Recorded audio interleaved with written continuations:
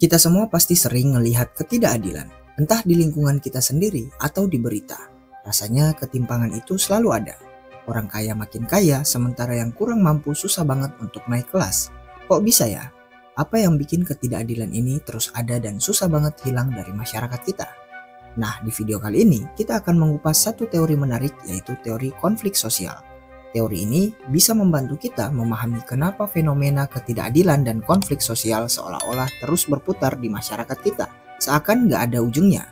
Yuk kita kupas bareng-bareng supaya lebih paham kenapa hal ini terjadi dan apa yang bisa kita lakukan. So, let's dive in.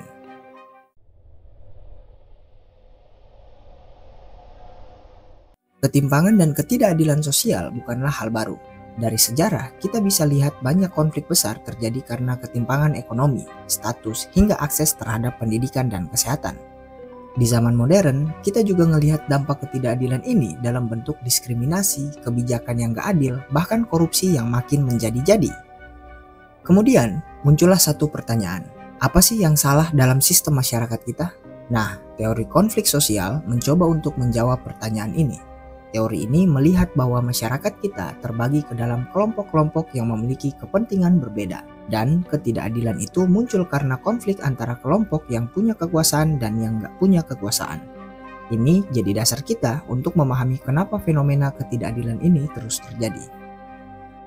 Oke, sekarang kita masuk ke pembahasan utama.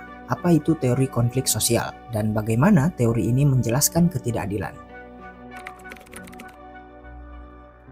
Teori konflik sosial dikembangkan oleh Karl Marx, seorang filsuf yang sangat kritis terhadap sistem kapitalisme.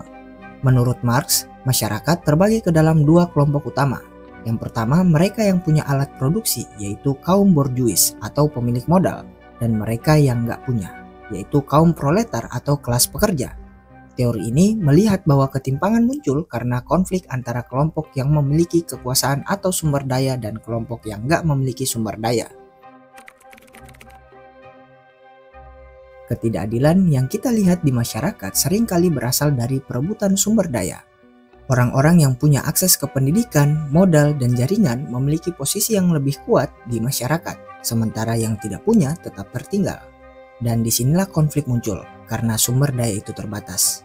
Menurut teori konflik, selama ada perebutan ini, ketidakadilan akan terus muncul, karena yang kuat biasanya punya cara untuk tetap mempertahankan posisinya.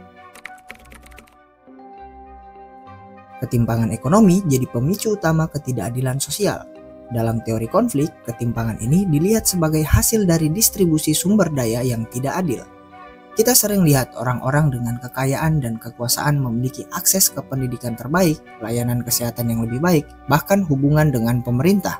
Akibatnya, kelompok yang lebih lemah seringkali merasa diabaikan dan menjadi korban dari sistem yang gak adil. Ketidakadilan bukan hanya terjadi dalam hal ekonomi, tapi juga dalam politik dan hukum.